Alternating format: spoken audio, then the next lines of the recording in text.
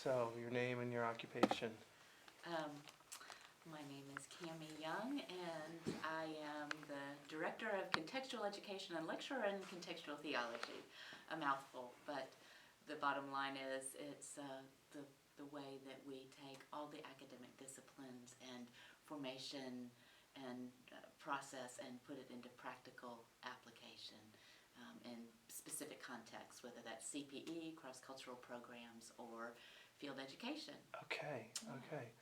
Will you talk a little bit about your story? Yeah, well, the motivating force behind my being here came from um, an experience that I had 8 years ago. I'd been a parish priest for 15 years.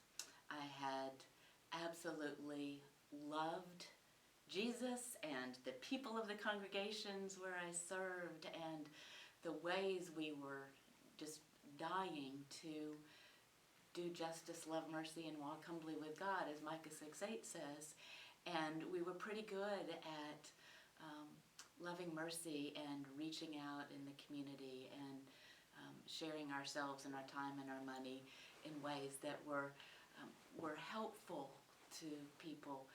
But it didn't feel like it was all that we were called to do, and we were really seeking to walk humbly with God. But the part of doing justice was something that we said every time in our baptismal covenant, that we prayed for every Sunday, but I struggled with, and I saw other people struggling with being effective at it. And so 8 years ago, I was invited by a friend, the dean of the cathedral in Jacksonville, to go to a Rethinking Justice workshop that was hosted by a coalition of congregations. These were people that were part of congregations anywhere from being AME and Roman Catholic or Baptist or Episcopalian to including Muslims and members of synagogues. And I heard my friend say something that I had never heard, quoted from Martin Luther King Jr. before.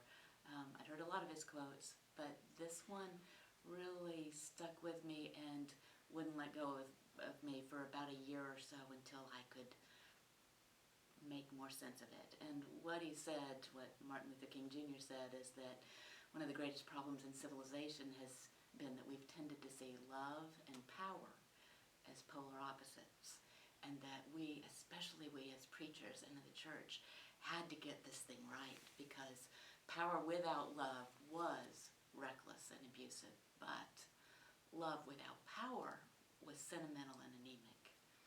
And that's what triggered me into thinking more and more about how the key that I was hearing was that we were seeking to be as intentionally and faithfully loving as possible in the world, but that that often became sentimental and anemic rather than effective for the kingdom of God, because we didn't understand or know how to build power for doing justice. And so that launched me into going from thinking that my life's work in the second part of my vocation was going to be working in Millennium Development Goals in other parts of the world and country, South Africa, Peru, Haiti, to recognizing that maybe my call was to be in Ponte Vedra Beach, Florida, at the church with 6,000 people to test out this idea of taking Jesus' way of love and justice that I think some people describe as community organizing, because some folks rediscovered that a couple of generations ago and called it that and started using it, but it was basically just Christian essential discipleship practices.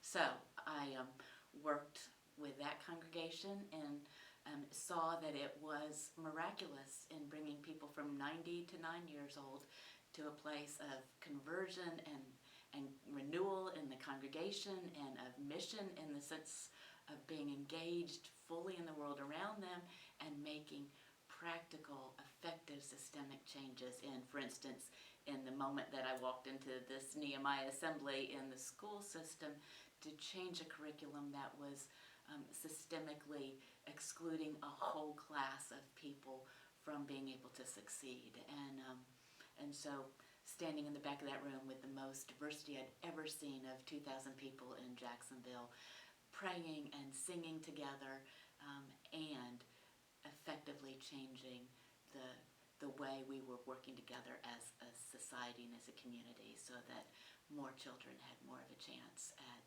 a full life rather than prison. That's something that I think we all want more of, and so the first chance that I had to consider the possibility of the big vision goal of bringing that to seminaries, so that seminaries, and in particular the University of the South and the School of Theology, could be a part of seeing that it was in every Episcopal church throughout our whole church-wide communion here. What became my big dream, I never imagined that within 3 years of that we'd be launching that dream with Be the Change Alabama. And that is a unique partnership between the School of Theology and in particular the Beacon Center, the School of Theology's contextual education program, where seminarians who are students here in their midway through their education and formation will be engaged as learners and coaches and part of a team of both lay and clergy in some of the congregations that are in Upper Alabama, field education sites where they'll work with the Leadership Development Initiative that's been based in the Diocese of Massachusetts, so that we can test out, as we kind of playfully have said, whether what works in Boston will also work in Birmingham, because they have had 4 or 5 years now of experiencing some just amazing transformational renewal and growth as congregations, and of being effectively enabled for prayerful prophetic leaders to do justice in their communities and neighborhoods. So that's what we're going to pilot this coming year in 2015 with a cohort of 9 students and 9 congregations in Upper Alabama, with the intention that this is just the beginning, and that the years that follow will see us through programs like the Essential Practices of Christian Discipleship. That's the new year of postgraduate EFM study and practice that will develop more and more lay leaders in the church who can continue to be coaches that are partnering with congregations and communities to be transformative agents of mission and ministry, and doing justice, as well as walking humbly with God and loving one another and being merciful. Wow. Want me to say? You got that, right? No, I mean, sounds amazing. I love seeing you talk about it. It's like you just light up.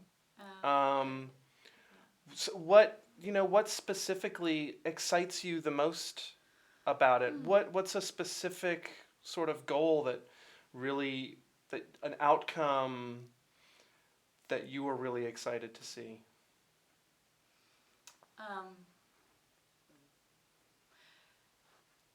I've got several answers to that question.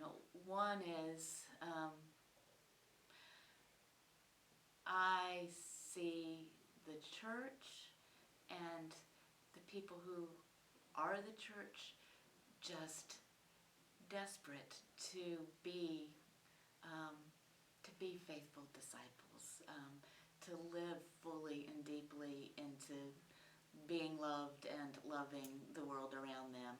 And so programs like Cursillo have been one vehicle for that, of renewal for people, where they have a structure that creates a communal and accepted and supported way, encouraging way of doing that.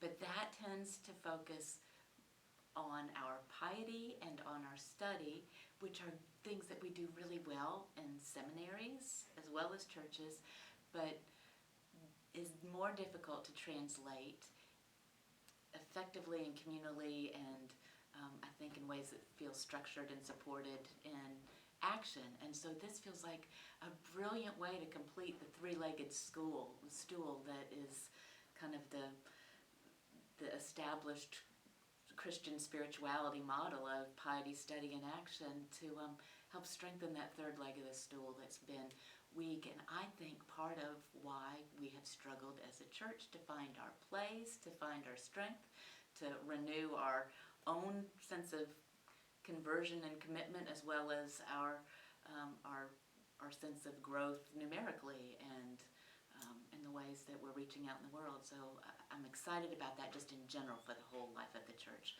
I'm excited about it for students and for congregations that I work with and field education. They are amazing clergy and congregations and seminarians, but the same things keep coming up over and over and over again that are the struggles, the simple practical things that keep tripping us up and keeping us from being able to fully live into this great inheritance and precious treasure of the gospel, and they end up squandering it because we just don't have the practical, I think, support and encouragement to use these tools that the Christian community give us, to have intentionality and to work together as a team and community rather than think that I'm supposed to be the best in the world.